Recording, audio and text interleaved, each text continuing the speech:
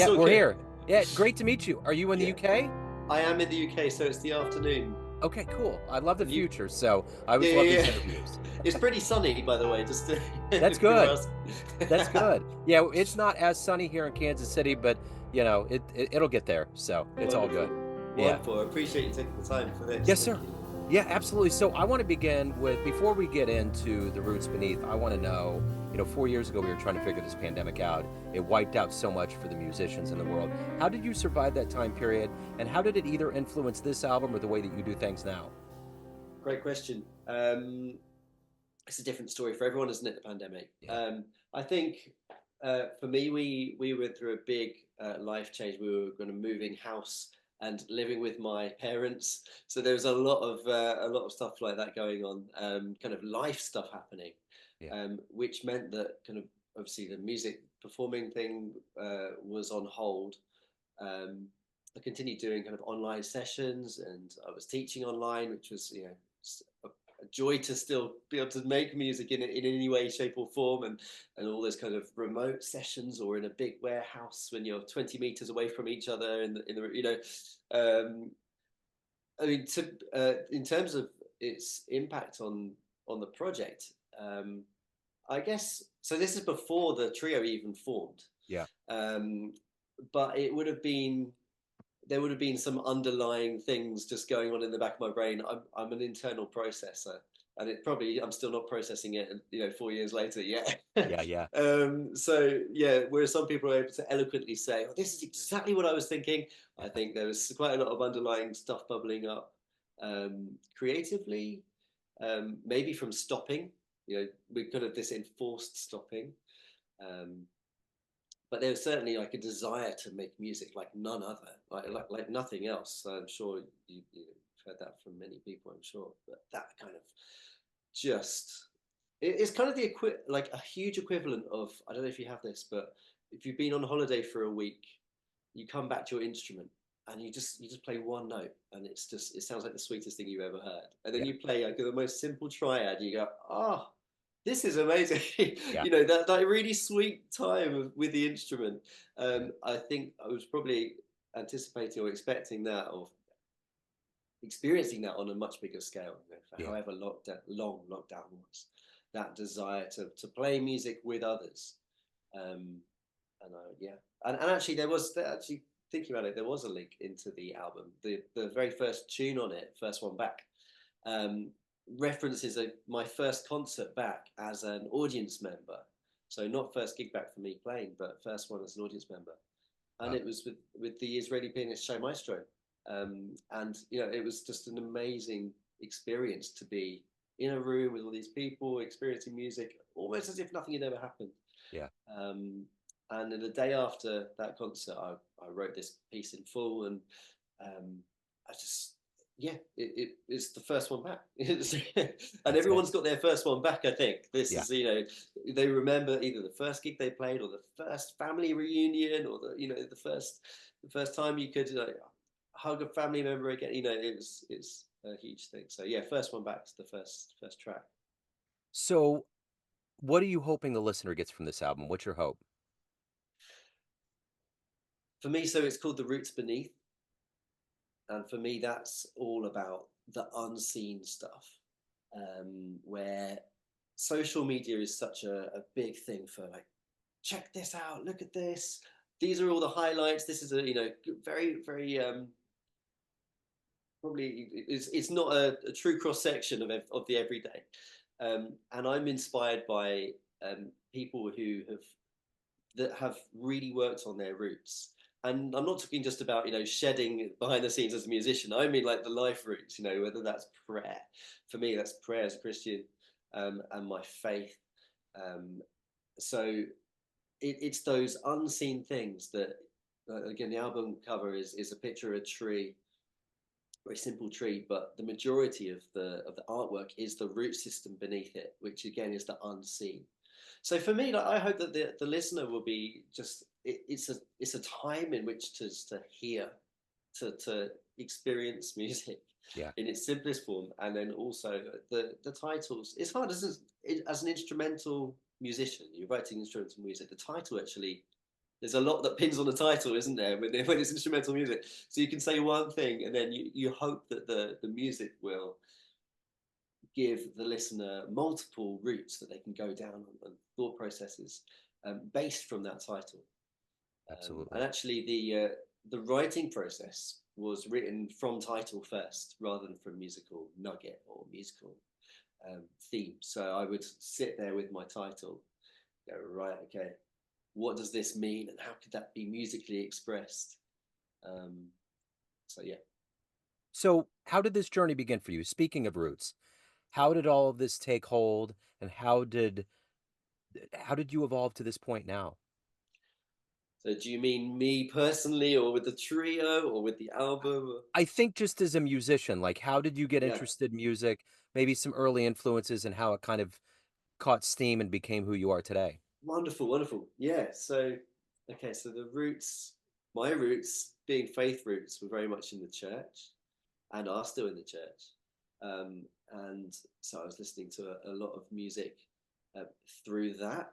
Uh, that is like a wide scope of music, like from gospel to like hymns, and the two kind of come together, don't they? When you listen to someone like Bill Evans, like you can hear gospel influence, you can also hear hymnal, like inner parts moving. Um, I I grew up as a classical musician, so I had a lot of that kind of classical background in my playing, and all those things kind of came together. My brother's 8 years older than me, and he's a producer, he's a drummer, and he was the one that was kind of like, check this out, check this out. Have you checked out this live Stevie Wonder album? You know, at age 12, I'd just be like mind blown listening to these things. Yeah. Um, yeah, so, and I also had an amazing music teacher at school who would just expose us to great music. I'm not sure how much um, academic music we learned in those lessons, but he would sit us down and we'd listen to something like Wayne Shorter, Beyond the Sound Barrier, Yeah. that quartet album, and with Daniela Perez and these incredible musicians that I'd never heard. I had no reference point. I thought jazz was take the A train, Yeah. and that's kind of where it stopped for me. And Yeah. then this music teacher was just like, in this 40-minute lesson, we're just going to listen to some really inspiring music, and we didn't even really talk about it. We didn't Yeah. even like analyze it or like what's going on here, which we so easily jump to as jazz musicians. It was just a thing. It was just a thing to hear, um, and those are still really poignant recordings that I go back to. Yeah. That was there was one that Miles Davis, the Sorcerer, and he was like, "Why don't you try playing this?" Played me the record, gave me some sheet music, and I was like, I just don't understand it. There's a Herbie plays it, right? Yeah. Um, but it's sometimes in the not understanding that's when you're growing the most, isn't it? Mhm. You're Yeah. hearing music and you're like, what is this? Yeah. Your brain's exploding, and um, it's like we all have with Jacob Collier songs. We're like, your brain's exploding a little bit more because of Uh-huh. the like quarter tone thing, or in the different direction because of the negative harmony thing. Um, so yeah, that's a lot of the roots were coming from different places, but music teachers definitely, family and church being those probably biggest influences. So, what was the first live jazz show you saw that blew you away? Wow, that's a really so I remember the first I put in inverted commas like jazz, but it was my grandma was from up north, which is like the north of England, where you probably wouldn't understand a word they're saying Right. because their accent's so thick. Um, but up there is the country of brass bands, the kind of British brass bands. And I went to hear a brass band festival, and I think there was a Norwegian band come to visit. It was on tour, and it was just playing these filthy grooves that I was like, what is this? The bottom end of the sousaphones and the tubas kind of like doing bass lines that I'd not really heard live professionally before. Um, so that's probably the like one of the first really unusual Yeah. experiences. But then also my brother was playing in like youth jazz bands, which is the band that I grew up in as well. Yeah. And so I was going to those since the age of, I don't know, like 5 or 6 termly concerts, just like with a notepad and something to like draw pictures on in the back of the hall. You know, Yeah. I was going to concerts. I've always gone to concerts. Being in that kind of a family that was just playing, and yes, that was kind of a norm for me, I Sure. suppose. Kind of hearing tunes like "Mercy, Mercy, Mercy." You know, those big band arrangements that we all kind of grow up on, Yeah. um, just from a really young age. I guess Yeah. it was normal. Yeah. So, what do you like the best about being a professional musician? What gets you up every day? What motivates you? Oh wow. Um, it just makes me smile. Even that question makes me smile. Yeah. I I love the plethora of different things that every day holds. There's like a rough shape to the year, to the month, to the week, even, and yet within that you're working with different people, coming across different challenges and different highs, different lows. Um, for me, it's the mixture of kind of sharing music with other people, spending time on my own working on things, spending time with a pupil sharing something, um, in a studio, kind of thinking, well, I've just got one go at this. This is it. Um, to sharing things with audiences. I think it's all of those things combined, and getting to create. Yeah. Um, I was been talking with the guys in the trio how we talk about meeting for a play, and we play music, we play jazz. So we don't work jazz, we don't meet for work, and Yeah. it's like it's that kind of childhood play which I think isn't lost Yeah. with jazz musicians, and or at least I hope isn't lost, and I try to make sure it stays alive. And you know, when you're kind of in deep flow, and that I see my kids who are 6 and 7, I see them in deep flow, and it's the same thing as Yeah. improvising. Um, so yeah, those are some of the answers from today's list Yeah. For of why I sure. get up every morning. Yeah. Yeah. So, what is it about the trio that works so well? How do you guys come together, and how does this make sense? So Simon Roth, the drummer, we studied music together. I think 19 years ago at York University, and so we go back. We were doing the late night, through the night, lights off. Let's just make music. Let's not even let's just make sound thing with friends. Um, and then we've played through the years as a duo with various projects. Um, so there's always been something really special with Simon. Um, and then John Williamson, our bass player, um, I met him on a gig maybe 2 or 3 years ago now, and something just clicked. You know, you can't always put it into words. It's a mixture of things. It's a mixture of feel, character, approach. John is able to both fully be supportive as a bass player and yet be completely outrageously creative at the same time, Yeah. which is just the dream bass player for me to work with. And uh, it was a long time in finding a bass player that would suit. Simon and I had built up this drums piano relationship for however many years, and then you're like, oh, we have to find space for this third thing. Like, Yeah. how's this going to work? It's going to be a very specific person that fits in. Um, but yeah, it wasn't. It was. I that first time we all played together, I was just like praying. Oh, I really hope that this is what I think it is in my head.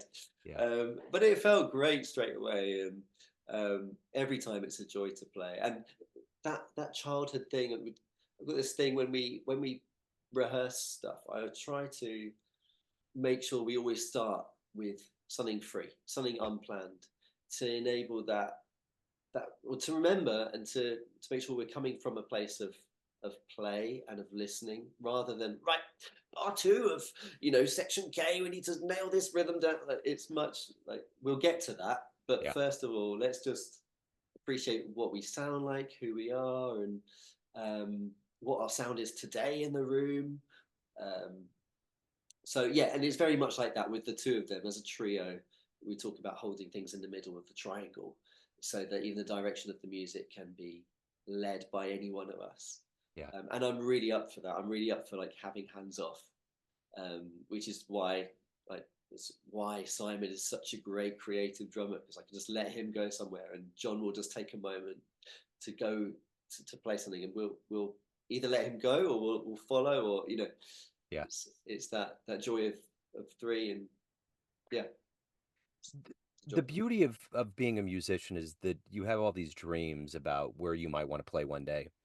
What was a stage you dreamed you would play on one day and you did, and you were like, "Wow, I'm here." Um, I mean, there are lots of those places. It's funny, isn't it? Like you've kind of got those. Well, for us in the UK, kind of key clubs as a jazz musician, you're like Ronnie's. Yeah. Like Ronnie's is always Ronnie's, and Uh-huh. even after you played there like multiple times, you'll still turn up. I still turn up, and it's still a joy and it's a privilege to be like, oh, I'm in this space. And I don't know, is that because it's just a really cool room? There's a really nice piano with a really nice sound system, and I'm being well looked after, and I'm playing cool music, with great people. And but it's also the lineage of the history and Yeah. people that have gone before you. So definitely the first time that I played there at about 1 in the morning on a late show. um, yeah, it's just, I think that would be one. And then the 606 is another one. Kind of, Yeah. you grow up going to these venues, and then suddenly you find, oh, I'm playing these things. Yeah. Um, so yeah, the 606, the Ronnie's, those are going to be Yeah. two of my favorites.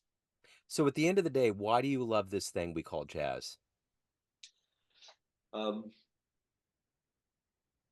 why do I love it?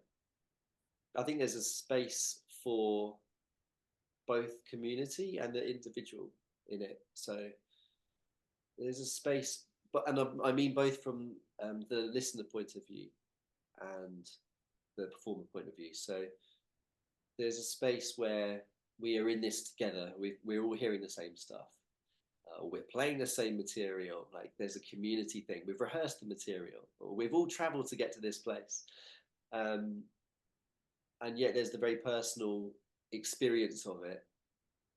And that's the same of listening to a Tchaikovsky symphony as well. But it can be even more personal because you're bringing your personal self to it as a musician as well. You're changing the direction of where it goes. You're changing um, the feel of the music in the moment, and then your community of people listening have to come with you.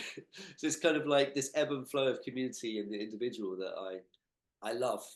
Um, the shared experience of something that's quite individual, I suppose. Like lots of individual things coming together. Yeah. So at the end of the day, I'm going to bring it down more local to you. Everyone out there has a perception of you, family, friends, fans, but you run the show. What's your perception of you? Who do you think you are? It's a good question. Um, I think that, well, that's a great question. You like to make me squirm. As an internal processor, I'll tell you next month. No,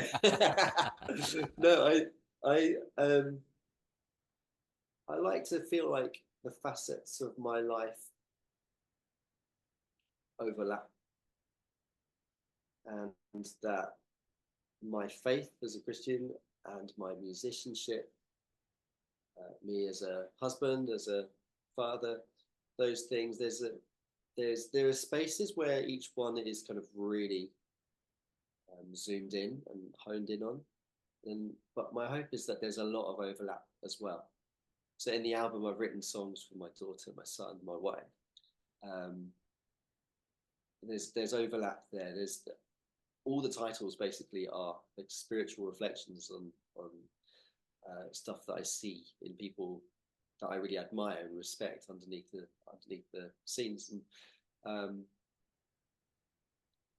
I hope that I'm that person which, if you do slice me down the middle, that I'm not completely regular. I'm not going to be like jelly, but might be a little bit more like a trifle, Yeah. where you're like, oh, there's bits of that, bits of that, bits of that, and I really hope that I be more and more that kind of person. So if anyone wants to pick up the Roots Beneath, they want to catch you live, any of the good business in your band's world and your world, where do they go? Great. So Instagram, Phil Merriman Music. We've got we've got a website as well, philmerriman.com. .co.uk. Phil Merriman, Merry as in Merri, Merriman. How many times have I said that? Right. Phil Merriman, .co.uk. And yeah, we've got a couple of gigs coming up. We've got one in Hampstead in London on December the 1st, and then we've got one at World Heartbeat, which is a brand new venue in London, in Vauxhall, in February on the 7th. We're really looking forward to playing there. They've got an absolutely gorgeous Steinway. It's a new space. It's only about 2 years old, Nice. and they're using it as kind of a crossover between recording and performance. So yeah, really looking forward to those gigs coming up. Yeah, website and social media are the best places. Wonderful. Phil, this has been great. So great to meet you. Thank you, sir, for your time. Continued success with everything. Thank you so much, Joe. Great questions. We Thank you. appreciate all your time as well. Thank Yeah, you. absolutely.